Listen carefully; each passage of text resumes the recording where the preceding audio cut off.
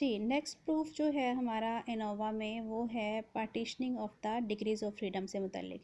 ये प्रूफ थोड़ा सा पहले प्रूफ से लंबा है, ठीक है, और उसकी निस्बत थोड़ी सी ज़्यादा तवज्जो जो है आपको इसके लिए चाहिए होगी। बहुत अहम प्रूफ है ये भी, जैसे कि मैं पहले बता चुकी हूँ, जिसमें आपको क्वेश्चन आ सकता है कि आप प्रूफ करके दिखाएंगे टोटल डिग्रीज़ ऑफ फ्रीडम जो है वो with in degrees of freedom plus between degrees of freedom के इक्वल होती है, यानी n-1 total degrees of freedom, जो कि अब हम लोग कर चुके हैं बार बार, किसके इक्वल है, n-k with in degrees of freedom या एरर डिग्रीज़ ऑफ फ्रीडम के प्लस k-1 यानी कि between samples degrees of freedom के। अच्छा, अब जो प्रूफ है वो हमारा, जैसे मैंने अभी पहले आप लोगों को बताया है, उसी पिछली टोटल सम ऑफ स्क्वायर वाली जो हमारी आइडेंटिटी थी सम ऑफ स्क्वायर्स वाली, यानी कि total sum of square equal है within sum of square plus between sum of squares के, वहीं से स्टार्ट होगी। और हम कैसे से उसको स्टार्ट करेंगे, the sum of square identity can also be used to partition total number of degrees of freedom. To prove this we take the expected values. हमने बेसिक चीज़ क्या करनी है, हमने एक्सपेक्टेड वैल्यूज़ लेनी है बोथ साइड्स पे उस आइडेंटिटी की, यानी कि as total sum of square equals to है within sum of square plus between sum of squares. और ये जो है हम लोगों ने टोटल सम ऑफ स्क्वायर की आइडेंटिटी लिखी, within sum of square की आइडेंटिटी लिखी और बिटवीन सम ऑफ स्क्वायर्स की आइडेंटिटी लिखी।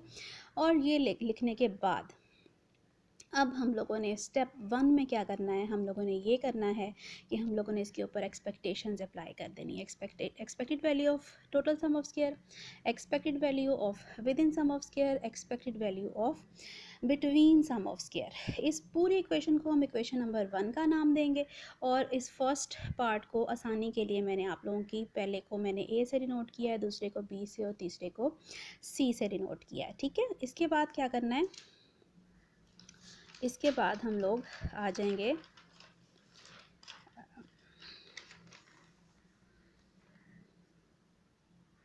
ये यहाँ पे नहीं है, ठीक है, ये यहाँ तक 1 तक हमारी इक्वेशन आएगी। इसके बाद हम लोग अब स्टार्ट करेंगे अपना इक्वेशन नंबर 1 से। अब जो इक्वेशन नंबर 1 है उसमें हमारे पास जो ए जिसको हमने पार्ट लिया, यानी टोटल सम ऑफ स्क्वायर पे जो एक्सपेक्टेशन अप्लाई की है, उसको हम फर्दर प्रोसीड कैसे करेंगे, उसको हमने फर्दर इस तरह से प्रोसीड करना है कि ये हमारे पास टोटल सम ऑफ स्क्वायर्स है, यानी जितनी भी टोटल वैल्यूज़ थी उनका सम ऑफ स्क्वायर्स ऑफ डिविएशंस है, ठीक है। हमने क्या करना है, खुद ब खुद n-1 से मल्टीप्लाई और डिवाइड कर देना है, ताकि ये जो है हमारे पास part total sum of square ये डिवाइड हो जाए किससे, टोटल जो हमारे पास नंबर ऑफ वैल्यूज़ हैं या टोटल डिग्रीज ऑफ फ्रीडम कह लें या टोटल नंबर ऑफ वैल्यूज़ -1, ठीक है। जिसकी वजह से ये हमारे पास अनबाइस्ड वेरिएंस बन गया है, जिसको हम स्मॉल s के से डिनोट करते हैं, ठीक है। उसका फॉर्मूला बन गया। अब ये फॉर्मूला बन गया हमारे पास किसका, ओवरऑल या टोटल जो हमारे पास अनबाइस्ड वेरिएंस है उसका। अब ये इसकी जगह हम लोग एस स्क्वायर लिख देंगे, साथ n-1 उसी तरह एक्सपेक्टेड वैल्यू साथ में आएगी। अब हमने एक्सपेक्टेड वैल्यू अप्लाई करनी है, n-1 क्योंकि कांस्टेंट है बाहर आ जाएगा, एक्सपेक्टेड वैल्यू जो है वो एस स्क्वायर के ऊपर अप्लाई हो जाएगी। तो हम जानते हैं कि अनबाइस्ड वेरिएंस होता है उसकी एक्सपेक्टेड वैल्यू जो है वो सिग्मा स्क्वायर के, यानी कि पॉपुलेशन वेरिएंस के इक्वल होती है, क्योंकि एस स्क्वायर जो है वो एक अनबाइस्ड एस्टिमेट है किसका, पॉपुलेशन वेरिएंस का। लिहाजा ये किसके इक्वल आ जाएगा, n-1 सिग्मा स्क्वायर के। तो एक आइडेंटिटी में से जो हमारा फैक्टर था टोटल सम ऑफ स्क्वायर वाला, वो हमारे पास किसके इक्वल आ गया है, n-1 सिग्मा स्क्वायर के एक्सपेक्टेशन लेने के बाद। इसको हम कहते हैं इक्वेशन नंबर 2। उसके बाद इक्वेशन नंबर 1 में जो हमारा बी पार्ट था, जो कि हमारे पास within sum of square का था, उस पे आ जाएंगे हम, ठीक है। उसको लिखा है और वो किसके इक्वल है उसको लिख के हमने इसके ऊपर एक्सपेक्टेशन किस तरह से अप्लाई करनी है। हम लोगों ने j फ्रॉम 1 to k जो है वो बाहर ले लिया है, और एक्सपेक्टेड वैल्यू जो है वो हमारे पास अंदर जो हर एक वैल्यू का उसके सैम्पल मीन से जो डिफरेंस था, वो जो हमारे पास सम ऑफ स्क्वायर आ रहा था, उसको वो वाला एक्सप्रेशन लिया है। और उसको हमने, क्योंकि हर सैम्पल की बात हो रही थी, एक्स बार डॉट जे था, यहाँ ओवरऑल मीन नहीं है आप लोग देखें, बल्कि हर एक सैम्पल का मीन है। तो हमने डिवाइड भी किससे किया उसको, हर एक सैम्पल का साइज़ -1 जो कि इक्वल सैम्पल साइज़ यहाँ कंसीडर की गए हैं, r-1 से डिवाइड भी खुद किया है और मल्टीप्लाई भी खुद किया है, ताकि फिर दोबारा ये हमारे पास कुछ सिग्मा स्क्वायर की फॉर्म में चीज़ आ जाए, ठीक है। तो जे फ्रॉम 1 to k जो है, यानी कि कितने नंबर ऑफ़ सैम्पल्स हैं, ये हमारे पास समेशन बाहर रहा है। बाकी के ऊपर हम लोग एक्सपेक्टेशन अप्लाई करेंगे। ये जो अब हमारे पास सम ऑफ स्क्वायर आइडेंटिटी थी, जिसको हमने डिवाइड किया है सैम्पल साइज़ -1 से, r-1 से, ये हमारे पास विद इन जो sum of square with in जो वेरिएंस है, ठीक है ना, मीन स्क्वायर विद इन, उसका फॉर्मूला बन गया है। तो मीन स्क्वायर विद इन का फॉर्मूला बन गया है, तो हम इसको लिख देंगे S square W S square with in, ठीक है। एस स्क्वायर स्मॉल ई भी लिख सकते हैं आप। अब लाके हम लोगों ने क्या किया, एक्सपेक्टेशन इसके ऊपर अप्लाई किया। ये भी एक अनबाइस्ड एस्टिमेट है किसका, पॉपुलेशन वेरिएंस सिग्मा स्क्वायर का। लिहाजा इसकी एक्सपेक्टेड वैल्यू जो है वो किसके इक्वल आएगी, सिग्मा स्क्वायर के इक्वल आएगी। तो इसकी जगह सिग्मा स्क्वायर आ गया, साथ r-1 मल्टीप्लाई हुआ और साथ में जो है वो सम जो है वो आ जाएगा। तो क्योंकि ये दोनों क्वांटिटीज़ अब हमारे पास है कांस्टेंट हो गई हैं, लिहाजा जो जो सिग्मा है, समेशन साइन है, वो k तक वेरी कर रहा है, तो वो भी कांस्टेंट में कन्वर्ट हो गए। साथ में क्या मल्टीप्लाई हो जाएगा, k मल्टीप्लाई हो जाएगा। अब क्या करेंगे, अब हम लोग ये करेंगे कि इस k को हमने अंदर मल्टीप्लाई किया, के आर माइनस के बन गया और साथ सिग्मा स्क्वायर।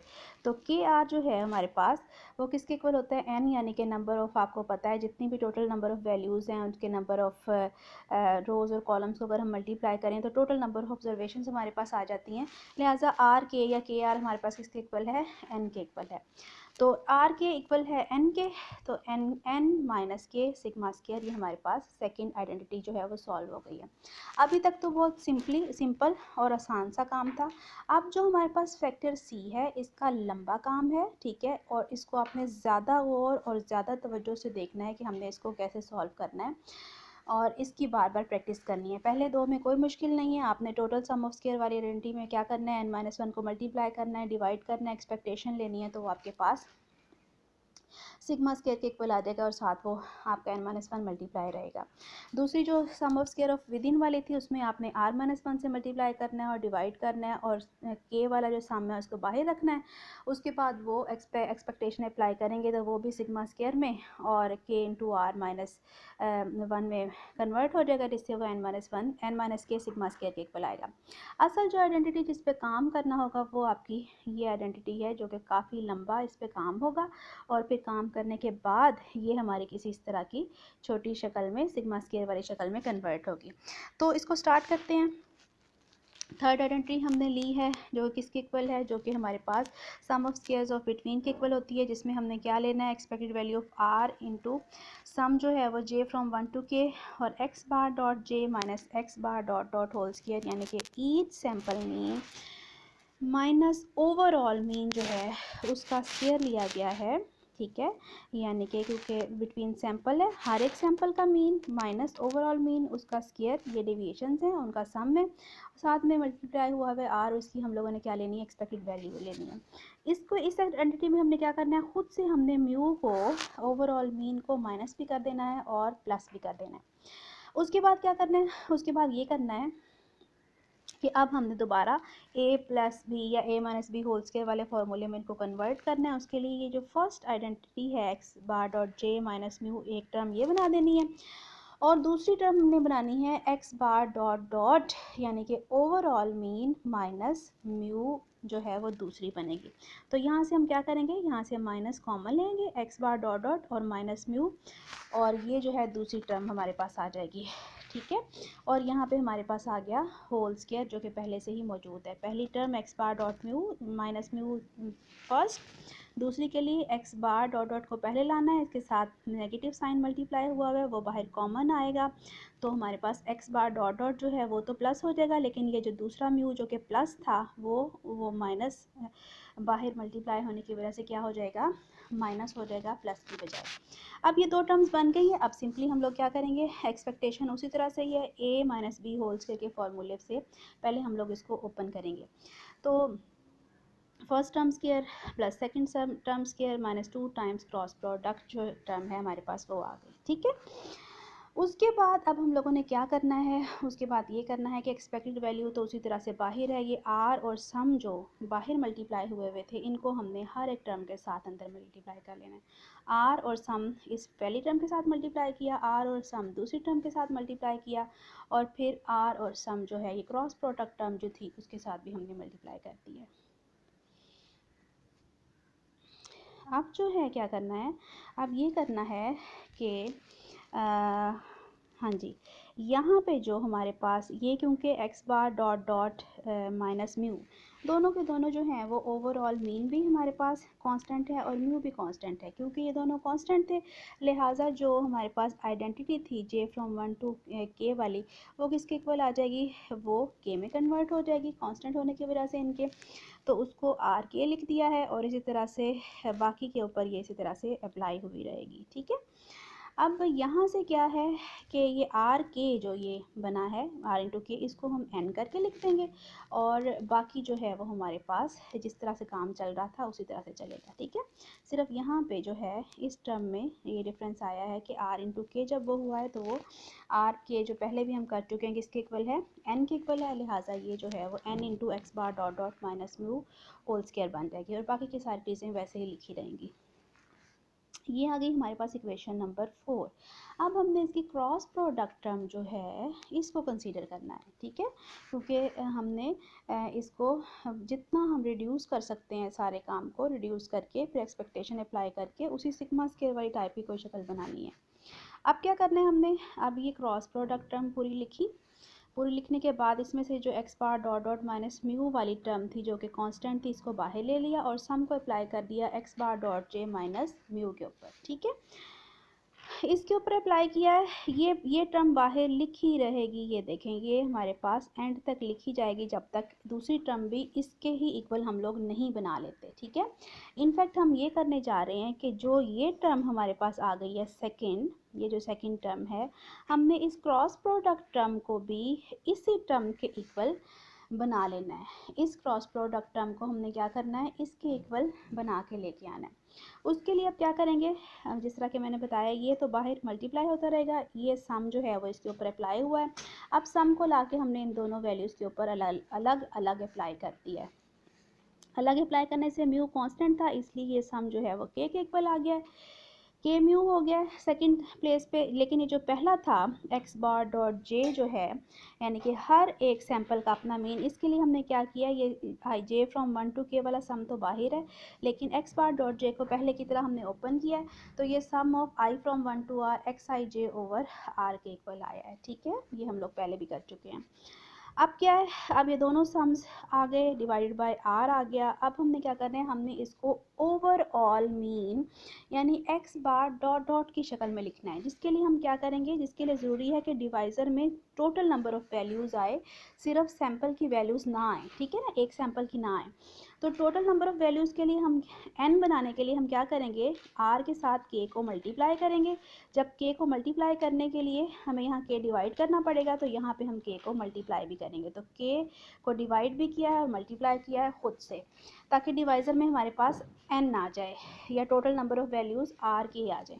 तो ये जो अब एक्सप्रेशन है ये हमारे पास क्या बन गया है, ये हमारे पास ओवरऑल मीन का, ग्रैंड मीन का एक्सप्रेशन आ गया है, जिसको हम एक्स बार डॉट डॉट की फॉर्म में लिख सकते हैं। तो ये एक्स बार डॉट डॉट हो गया, साथ में के मल्टीप्लाई हो रहा है और इधर भी माइनस के म्यू है। इनमें से हम लोग के जो है वो कॉमन ले लेंगे और x bar dot dot minus mu जो है वो अंदर आ जाएगा और बाहर जो है वो 2 और x bar dot dot minus mu पहले से ही मौजूद है। अब क्या करेंगे हम, अब हम ये करेंगे कि 2 आर के, ये आर के बाहर ले गए और ये अंदर जो एक जैसी टर्म्स हैं वो आपस में मल्टीप्लाई हो गई क्योंकि ये एक जैसे टर्म्स हैं लिहाजा इनका स्क्वायर आ जाएगा। X bar dot dot minus mu into X bar dot dot minus mu, लिहाजा ये होल स्क्वायर की फॉर्म में आ जाएंगी। तो ये आर के एन की फॉर्म में, तो ये बन जाएगा 2n X bar dot dot minus mu whole square. अब हम इस एक्सप्रेशन को, जिसको हमने 5 का नाम दिया है, इसको हम इक्वेशन नंबर 4 में पुट करेंगे। एक्सपेक्टेड वैल्यू आ गई, ये जिस तरह से लिखी हुई थी वैसे ही, ये जैसे लिखी थी वैसे ही। ये जो क्रॉस प्रोडक्ट टर्म थी उसकी जगह हमारे पास एक्सप्रेशन क्या आ गया है, 2n(x⁻) minus mu whole square, ठीक है। तो अब हम क्या करेंगे, अब हम ये सिंगल टाइम है टर्म n वाली, ये 2 टाइम्स है, तो 2 टाइम्स वाली में से सिंगल टाइम वाली हम माइनस करेंगे तो ये एक दफ़ा आ जाएगी। सेम टर्म्स हैं ये दोनों टर्म्स सेम है हमारे पास, ठीक है। तो अब क्या करेंगे, ये r sum of x⁻(j minus mu whole square minus n into x⁻(डॉट माइनस म्यू का स्क्वायर आ जाएगा। अब हम इन दोनों के ऊपर एक्सपेक्टेशंस जो है वो अप्लाई कर देंगे अलग अलग। पहली के ऊपर एक्सपेक्टेशन अप्लाई की, दूसरी के ऊपर एक्सपेक्टेशन अप्लाई की, ठीक है। तो जो हमारे पास ये जो एक्सप्रेशंस हैं जिनके ऊपर हमने एक्सपेक्टेशंस अप्लाई की हैं, ये जिस तरह हम लोग अपने पीछे चैप्टर नंबर 14 में भी देख आए हैं, expected value of x⁻(j minus mu whole square जो है हमारे पास किसके इक्वल होती है, सिग्मा स्क्वायर ऑफ जो हमारे पास यहाँ मीन मौजूद होता है, ठीक है। यहाँ पे हमारे पास सैम्पल मीन है तो ये सिग्मा स्क्वायर x⁻(j के इक्वल होगी, और यहाँ पे हमारे पास ओवरऑल मीन है तो ये हमारे पास सिग्मा स्क्वायर x⁻(डॉट के इक्वल होगी, ठीक है। तो हम जैसे कि हम पढ़ रहे हैं कि सिग्मा स्क्वायर x⁻ किसके इक्वल होता है, सिग्मा स्क्वायर ओवर n के, क्योंकि x⁻ जो है उसमें divide total number of values n होती हैं, ठीक है।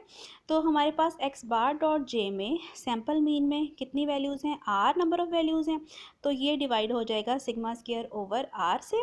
और ओवरऑल x⁻(डॉट यानी कि ओवरऑल मीन में हमारे पास कितनी वैल्यूज़ हैं, n से, लिहाजा सिग्मा स्क्वायर x⁻ जो है वो सिग्मा स्क्वायर ओवर n में कन्वर्ट हो जाएगा। और उसके बाद हम क्या करेंगे, क्योंकि इसके साथ r पहले से मौजूद था, इसका r और r कैंसिल हो जाएगा, इसके साथ n पहले से मौजूद था, लिहाजा इनके ये n और n आपस में कैंसिल हो जाएंगे, ठीक है।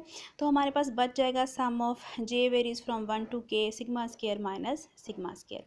अब फिर क्योंकि सिग्मा स्क्वायर कांस्टेंट हो गया, लिहाजा ये जो सम है वो कन्वर्ट हो जाएगा किस में, k में, और माइनस सिग्मा स्क्वायर इसी तरह से रहा। अब इसमें से हमने सिग्मा स्क्वायर कॉमन लिया है तो अंदर आ गया है k-1, इसको हम सीधा करके लिख लेते हैं k-1 सिग्मा स्क्वायर के। सो अब हमारा प्रूफ जो है वो कंप्लीट हो रहा है। हम क्या करेंगे, हम ये करेंगे कि अब हमने 2, 3 और 6 में लास्ट पे जो हमने आइडेंटिटी जो है एक्सपेक्टेशन अप्लाई करके फाइंड आउट की है, उनको हम अपनी इक्वेशन नंबर 1 में पुट करेंगे। तो हमारे पास आ जाएगा n-1 sigma square equals to n-k sigma square plus k-1 sigma square. इस इधर वाली साइड से हम लोग क्या करेंगे, सिग्मा स्क्वायर को कॉमन ले लेंगे तो अंदर n-k प्लस k-1 आ जाएगा। बोथ साइड से सिग्मा को डिवाइड कर देंगे तो हमारे पास आ जाएगा n-1 equals to n-k plus k-1। तो टोटल डिग्रीज ऑफ फ्रीडम जो है वो इक्वल है किसके, with in degrees of freedom plus between degrees of freedom. तो ये जो चीज़ है हमारे पास प्रूफ हो गई है, ठीक है। तो इसको प्रूफ को आप लोग बार बार 2-3 दफ़ा करें, ये इंशाल्लाह ताला आपको बहुत अच्छे तरीके से आ जाएगा।